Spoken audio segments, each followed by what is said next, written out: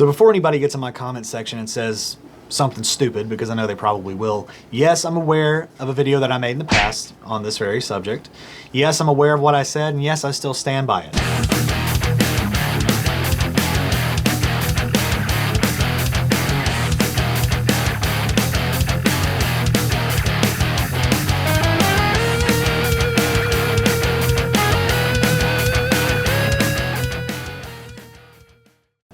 But sometimes for science, you just kind of need to prove your point even further, which is why in my Pink Room of Doom right now, I have this.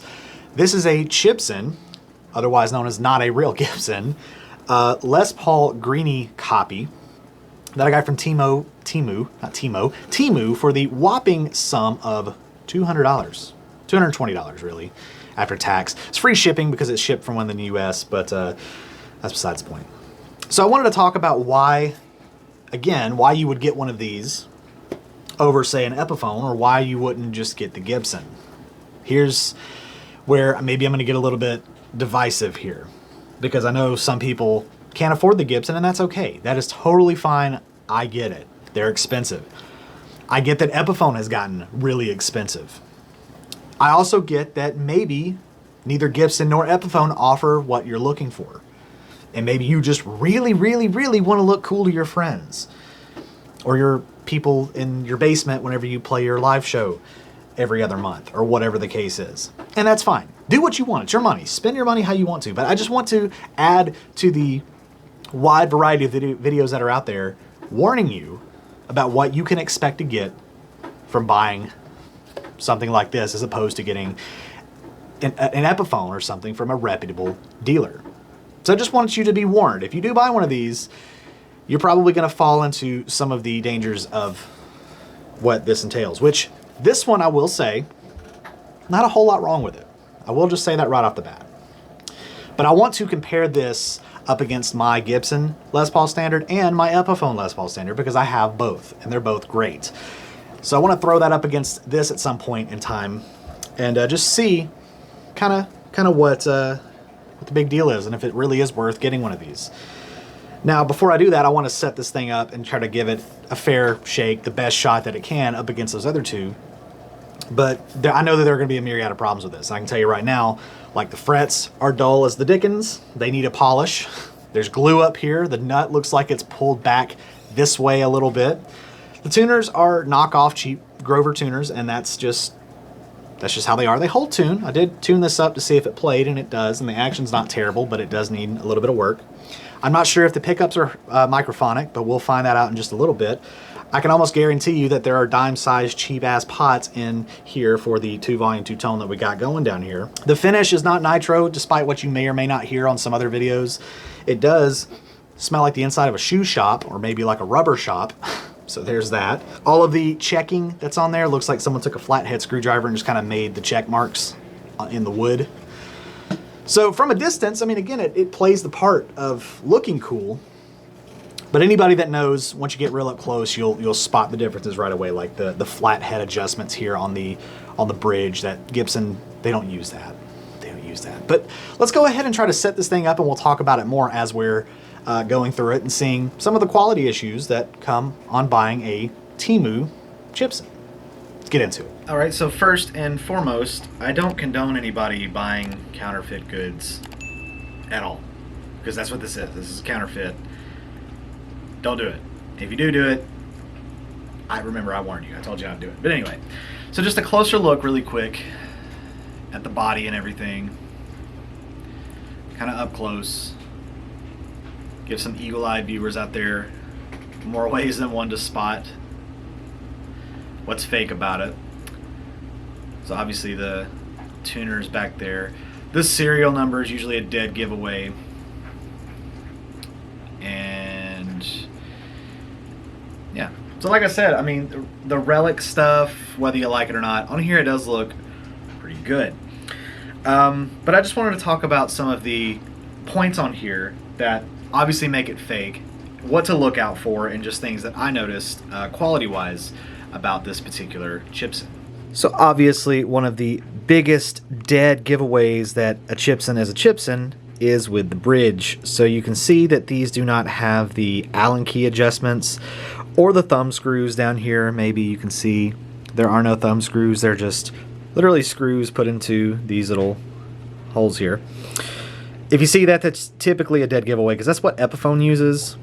Not that it's bad or better or worse or whatever the case, but again, that's a telltale sign of a Chibson. Something else that I noticed that was kind of a quality thing, I'm not sure if this is whatever, but if you look, maybe kind of down here, if I can get this to focus in the neck pocket here, that is a really, really sloppy job right down in there.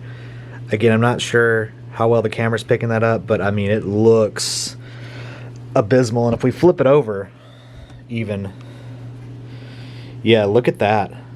It's almost like it's separated. It's not. I think what it is when they glued it in and they put some kind of whatever finish over it, it just separated a little bit, but the neck itself seems pretty stable in the pocket. So I don't think that there's any kind of support issue there, but just, again, be aware that that's something that you can run into. So again, if I can capture the lack of sheen on the frets here, there was one in particular that was really dirty, and I think, yes, it was up here. So you may or may not be able to see, like right here maybe, there is like a huge amount of corrosion right up in here on especially the top like 3 or 4 frets. They could all use a polish because, again, they are rather scratchy. The strings on here are pretty good. I'm not sure what kind of strings they are. They're probably not any kind of branded anything, but either way. Coming up here to the nut, you can see a ton of glue that we need to get off right there under the strings on the fingerboard there. So you can see that the nut kind of looks like it's being pulled this way, right? Like down here. It looks like the nut was not glued in all the way. And it's just a plastic nut. I mean, you can tell just by looking at it, it's a plastic nut. Again, it doesn't affect the action or anything. It seems like it's pretty okay up here. The tuning stability is okay. So, you know, it is what it is. If it works, it works, whatever. The truss rod just looks off. If anything, this looks more like an Epiphone truss rod. I mean, obviously it's the bell, and it's got the 2 screws on it as opposed to the 3 like an Epiphone does, but the font just screams Epiphone to me. It's, you know, like the new standards, Epiphone and Gibson, really, they both just put standard on there in a really nice kind of cursive font, kind of like the Les Paul is there, but that to me just looks really fake. The Gibson logo itself doesn't look bad. It could be worse. Down here where it says Les Paul model looks pretty okay. Flipping over to the back to get a closer look at the tuners and the serial number, because this is where things can get a little convoluted. Not really, but I mean, this is kind of like where dead giveaways go. So again, fake Grover tuners. I mean, they just look low quality. And then the serial number and the made in the USA. This is where, on this one in particular, was a little worrying. From a distance, maybe at first glance, looks pretty legit. Because what a lot of older Chibsons do, and even some that I've seen, is that they like laser it in, right? They'll like, and it looks, you can see like the bare wood, and it looks really, really bad. This, again, if you're not really well versed in it, looks pretty on par with some of the older Gibsons. So overall, I mean, the quality of this particular Chibson, I mean, it's shoddy in some places, but man, they are getting better. That right there is a really worrying thing that I really hope they don't improve anymore on that, I'll be honest with you. So as it stands right now, I think that this thing is somewhat worthy of, if you wanted to upgrade it, at least a string change and a setup. Now again, I've still not even plugged this in to see if the electronics are microphonic.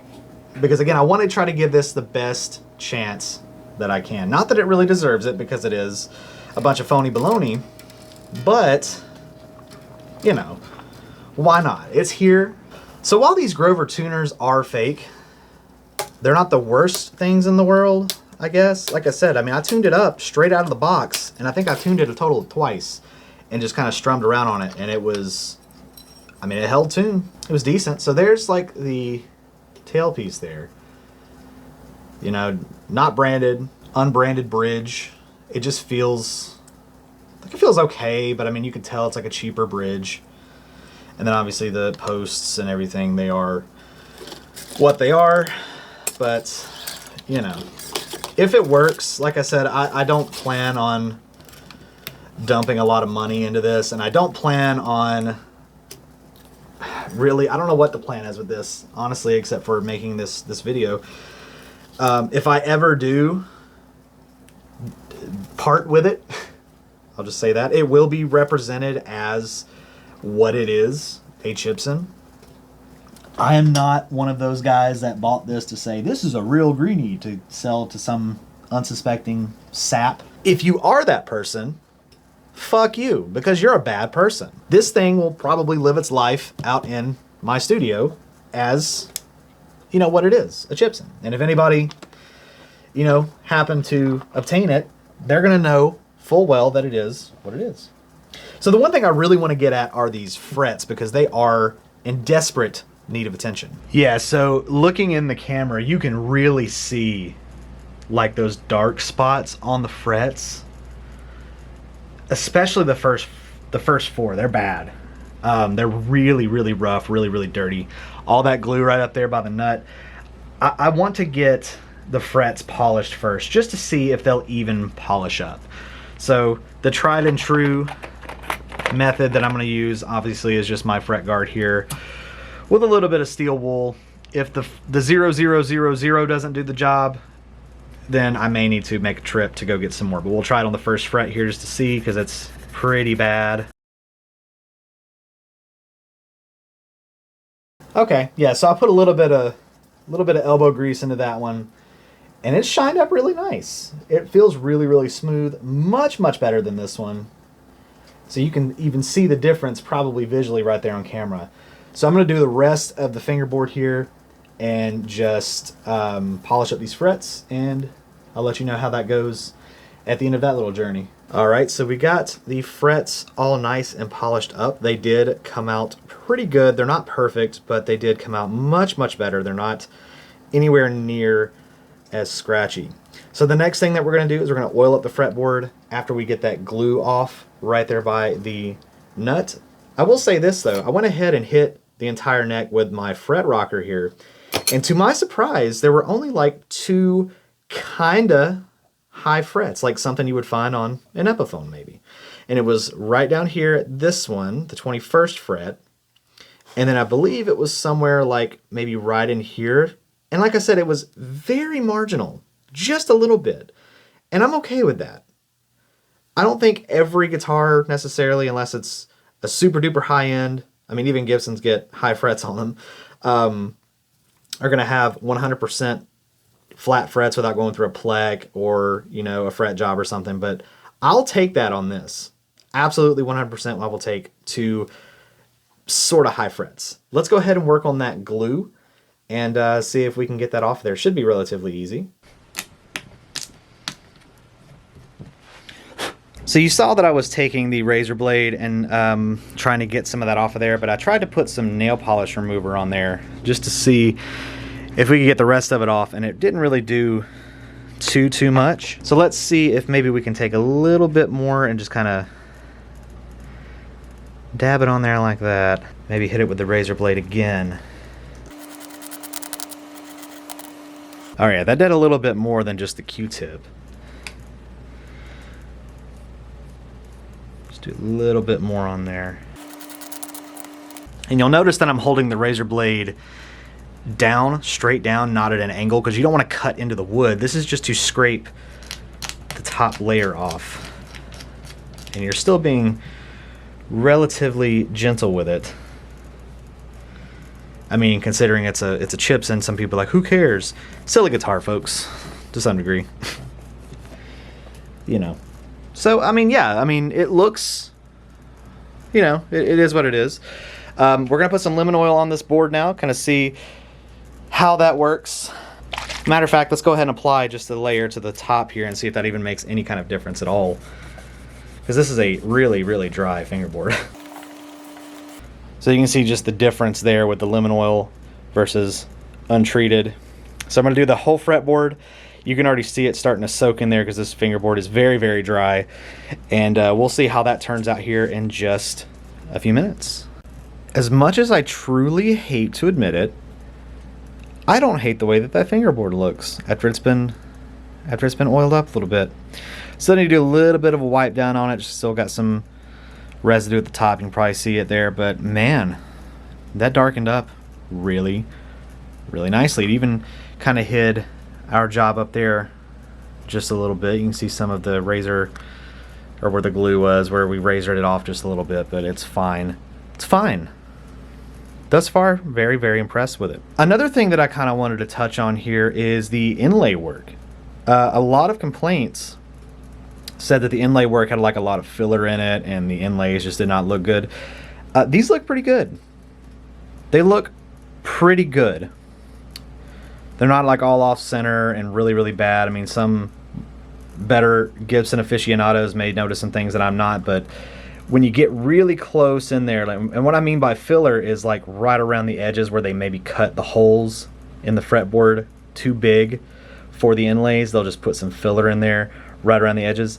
I'm not noticing really any on any of these inlays. So far, putting in a little bit of work, very impressed. So another very big telltale sign of a Chibson is to look in the truss rod cavity. So I've unscrewed the cover because it seems to be another big thing that's bad about it. Oh my God. Yeah, that looks rough, dude. So there is a truss rod down in there, as you can see. But the big giveaway that this is a fake is that it is a hex key, which they do give you a hex key to make the adjustments. That should be your first sign right there, because real Gibsons have the nut at the top. So I want to see if this truss rod even works, which we'll even use their provided hex key for this to see if it even matches. Because wouldn't that be funny if they give you the tool to do it and it doesn't even work? So a moment of truth here. Let's just see if it even turns. If we can get it to catch. Okay. So it does feel like it works. I don't know if it's a dual action or not, but you know, it is what it is. So the truss rod does work. That's a big relief. In fact, I'll keep that off there so I can actually make the adjustments later on. But yes, definitely check that if you're ever concerned, because that is a dead giveaway that you have a fake Gibson. All right, let's get on to a fun part here. So let's look at the pickups. Again, I've not plugged this in. I can almost guarantee these are going to be microphonic, but you may have noticed straight away, for this to be a Greeny, they didn't flip this pickup to be upside down where the pole pieces fade. That's kind of the whole thing with Greeny's look. But let's go ahead and take a look at these pickups. So they are unbranded, which is a little disappointing. I figured they would probably be at least Epiphone pickups, but that's okay. Yeah, super duper cheap. There's a piece of wood in there. So it is real wood. So, okay, interestingly enough, there we go, now that I got you where you can see. So it looks like we have a real maple cap on this thing, which I did not expect. So we have what looks to be mahogany body, right? Real maple cap, that little strip right there all along here. The top is almost certainly a veneer, but I'm very impressed to see a real maple cap on top of our Chibson Greeny. Now I'm going to put this pickup back in here, but I'm going to go ahead and take it out of the ring and just spin the pickup around so it actually looks like Greeny. But let's go ahead and take a look at this bridge pickup too while we're here. Yeah, same story. Looks like it says 104 right there. No sign of any kind of wax. So that tells me that, again, they're probably not wax potted, which means that they're probably going to be microphonic when we finally plug it in to see what this thing sounds like. Now onto the electronics cavity. I've taken the screws out, but I've not opened it yet. I'm fully anticipating to see dime size pots and even a quick connect system like you see on some Epiphones. So here we go, 3, 2, 1. Oh, and no electrical shielding. All right, so, oh, okay, it looks like I got 2 out of 3, right? So no electrical shielding whatsoever, no shielding paint, nothing. And very small dime size pots, no branding on there or anything.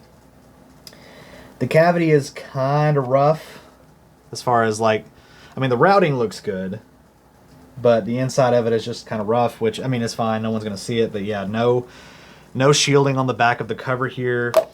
No shielding in the cavity itself, which the wiring is not bad. It's not like a rat's nest. So I will say whoever wired it up, you know, pretty cleanly.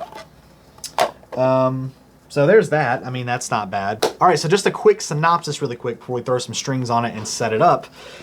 So you can see I did go ahead and flip that neck pickup facing down so it's slightly more authentic. Still not authentic, still a counterfeit counterfeit Gibson making it a Chibson. You know what I mean. Still fake. But it looks a little bit more like the real deal. So I'm going to throw some strings on it, see if we can set it up really quick. I'm very impressed still with the neck and how, first off, the neck feels. The fretwork is actually really good on this one. Your mileage may vary. Don't expect every one of these to have great fretwork on it. I wouldn't even expect all of them to have this level of fretwork on it, if I'm being totally honest. But the frets did polish up really nice. The fretboard did oil up really cool too and darken up to look really nice. The nut I'm not super duper worried about. It seems like it's pretty stable in there despite the fact that it does look like it's coming up a little bit. It's fine. And then comparing the posts and everything, the post positions and the quality of the bridge, it looks like I should be able to intonate it, get everything going, and get it playing the best that I possibly can. So let's throw some strings on it, try to set it up a little bit, adjust that truss rod, and finally plug this thing in, see what it sounds like, and kind of see how it plays.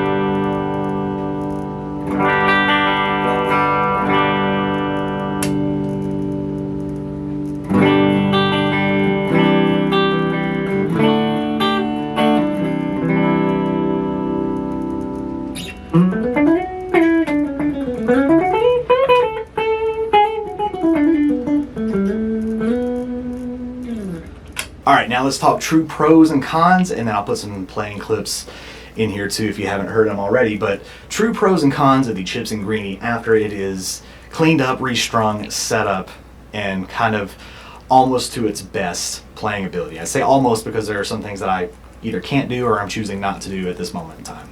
So we'll start with the good.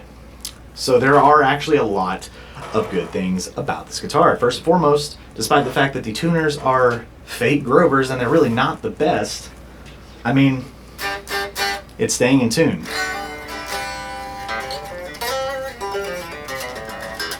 Just playing it acoustically, but it's staying in tune.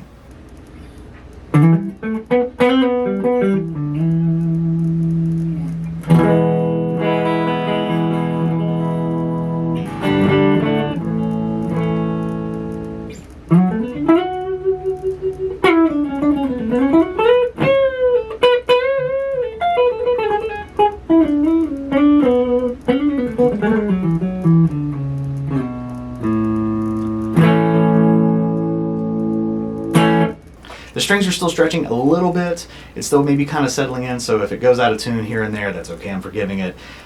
Later on down the road, maybe we'll revisit it to see how well it's holding up, but in this very moment, the tuning stability is pretty good.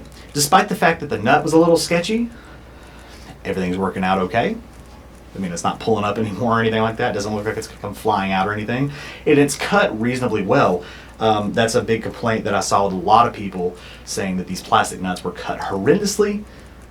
This one was pretty good. Gotta give it to them.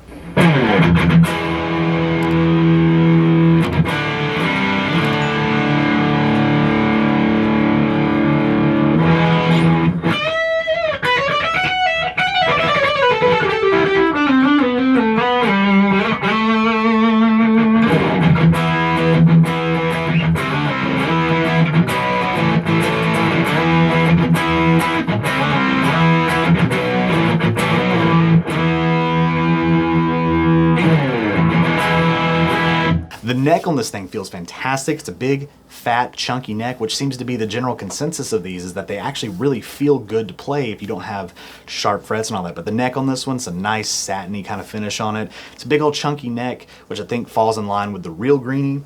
And it almost has like a weird like V shape, like a slight soft V. It's really strange. When I picked it up, I was like, huh. But it's not anything that's like unusual or uncomfortable. And if you're a fan of like the fat 50s Gibson necks, you'll fall in line with this one really, really well. The body's got some nice weight to it, but it's not super duper heavy. It's not chambered. From what I can tell, it is a solid piece of wood. And like I said earlier, you saw in that pickup cavity that it does have a real maple cap on it. So thus far, I mean, it looks really cool. The binding job on this is actually pretty good too. Something that a lot of people complained about as well is that the binding wasn't really straight. I mean, there's some spots here and there where they got some like dye on there. And then as we talked about up here at the neck pocket, it's not the best at all, but it seems pretty stable. So in that case, I'll give it a pass.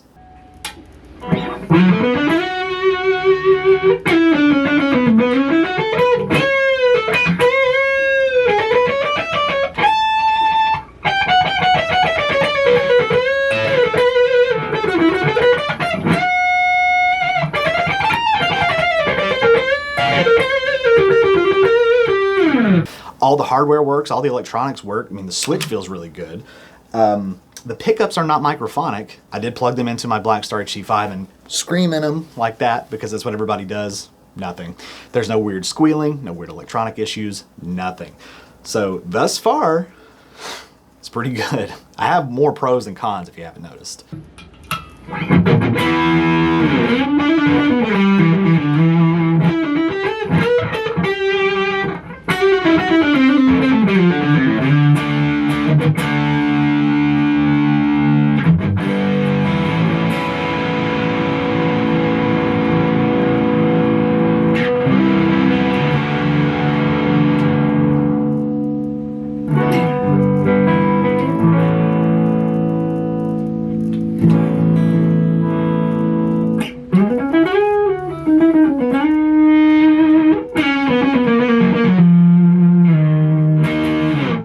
Bridge and tailpiece, all that works fine. I did flip the neck pickup, as you saw there, to make it a little more like the real thing. I don't want to say the word again because Mark Agnesi will come back at me, but again, the most impressive thing on this by far, I think, are the pots. Hear me out.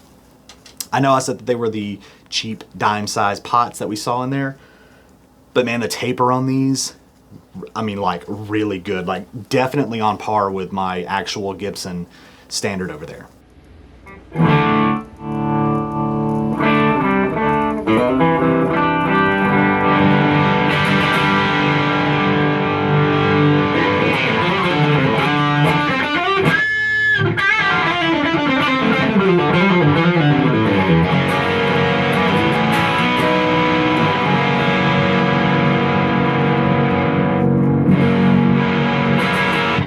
It really is. If you turn it to an 8, you're on an 8. Turn it to a 5, you're on a 5. I mean, I don't know how they managed to do that, but, and here's the thing. Just because you see small pots don't mean that they're always bad. Sometimes you need smaller pots, and they work the same as the regular size pots, just depending on the cavity. There really is just a thing that they make them for, like juniors, you know, where the cavities are smaller. That's why they make dime-sized pots. In this case, you could put regular size pots in this, but I really don't feel the need to upgrade these at all because they do the job, and they do the job really, really well. Now, obviously there are some cons. Like I said, the tuners, they could be better. They're fake Grovers, but they are getting the job done. But they do tend to turn and turn and turn, and nothing happens until it kind of jumps. So there is that. Obviously the nut could have been placed a little bit better. The frets were probably the biggest issue on this particular guitar. They were corroded like crazy. The fretboard was really dry, and fortunately none of the frets like unseated out of the board. The board was not cracked or anything, which is really good.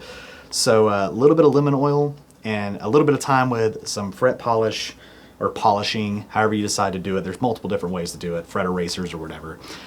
You can get them playable. They are maybe a little scratchy, just a hair in certain places. And then there were like 2 high frets, which is impeding me from getting the action down just that little bit more. But it does play really, really well, even around those high frets, because I have it set just right above where it starts to buzz. So you can set this one up. And again, your mileage will vary on all of these things. And then, like I said, just some fit and finish issues, especially around the neck. That did kind of scare me a little bit when I saw that, because I'm like, this neck is about to fall off, but it's pretty stable. But it does look kind of ugly, and I just don't really care to look at it. Another thing that's pretty trivial is where the relicking is on the back here, where all that buckle rash is. It's like it's really rough around some spots. So like on my shirt, you may be able to hear that it's like catching my shirt weird. So when I'm playing it and it moves, it just kind of, you know, rubs weird, and it just, I don't know, it feels like it's gonna rip a hole in my shirt. So I probably shouldn't have rubbed it like that, but again. And then like up here, it's a little rough. Feels like it's kind of poking me a little bit where I rest my arm. But I mean, those are little trivial things, right? And then obviously the fact that it says Gibson on the headstock, and it is the Gibson headstock shape, and it says made in the USA on the back, that's a big no-no. That shouldn't exist. And that's kind of the point that I wanted to make with this, is like, this is not a bad guitar at all. There are way more good things about it. Now again, your mileage will vary. You will get a stinker. These are very hit or miss. I got extremely lucky. I will say that right off the gate. But these are being made much, much better than they were even years ago. Probably even like last year. These are made so much better than they were. Now, this is my first time ever playing a Chibson, so I'm going based off what people are saying. But I mean, if this is what I've got right now in 2025, this is impressive.